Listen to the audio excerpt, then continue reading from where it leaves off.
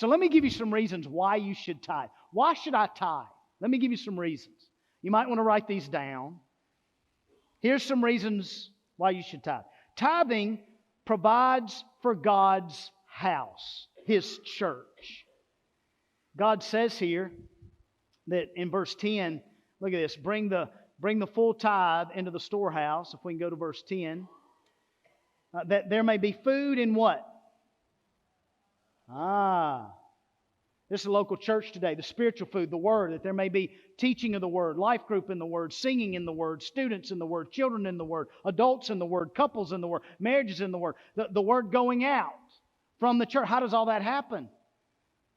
It happens through support of the church, of Christians tithing to the Lord, bringing the full tithe. And so when we tithe, what we're doing is we're supporting the local church. We're providing for God's house. That's a good reason to tithe. That's a good reason. Here's a second reason. Tithing tells God, hey, God, I trust you. I want the Lord to know I trust Him. Do you? Well, tithing's a great way to do that. Here's another reason.